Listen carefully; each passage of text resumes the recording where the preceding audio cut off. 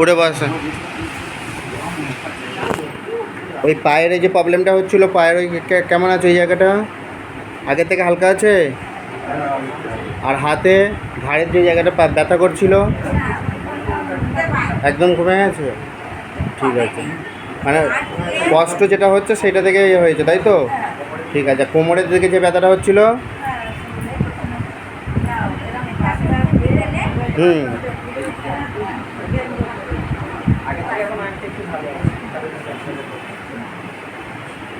হাতটা উপরের দিকে তুলুন দেখি। বাহ, ওই হাতটা ঠিক আছে, ধর সব ওইদিকে। এবার শুয়ে পড়ুন, একা একা শুয়ে উঠতে পারবেন। ওঠার সময় কষ্টটা হচ্ছে কি দেখুন। এবার উঠুন, একা একা ওঠার চেষ্টা করুন। কোমরে লাগছে? আর কোমরে লাগছে না, তাই তো? আবার এই যে এই জায়গাটা কষ্ট হতো উঠতে গেলে, এখন উঠতে গেলে ওই কষ্টটা হচ্ছে প্রথম দিন যেরকম হয়েছিলেন বলো, আর হচ্ছে না। দেখুন পিঠের এই জায়গাটা একটু ব্যথা করছে, বুকটা পেশেন্ট দেখছি। আর পা দুটো ভাঁজ করুন, পা দুটোর মধ্যে ভাঁজ করুন, এখন চেষ্টা করুন। আর অসুবিধা হচ্ছে হাত দিয়ে থেকে বামে বসুন, একদম একদম এই সময় চলে এসো।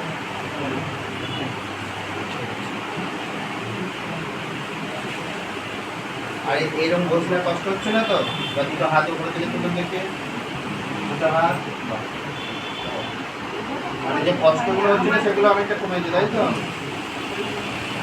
শুধু ওই পিঠের এই জায়গায় একটু কষ্ট হচ্ছে আর বুকে কষ্ট হচ্ছে, তাই তো? ওটা আস্তে আস্তে আজকে নিয়ে তো সবাই 3টে না 4টে ট্রিটমেন্ট হলো। 4টে 3টে হয়েছে, তাই তো? ও মাঝখানে বন্ধ হলো।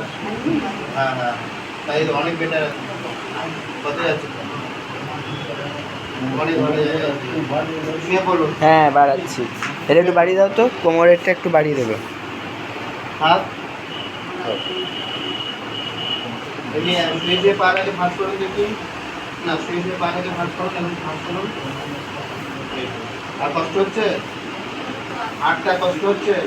অনেকটা হাঁটলে কষ্ট হয় পায়ে, ওইটা হচ্ছে, তাই তো?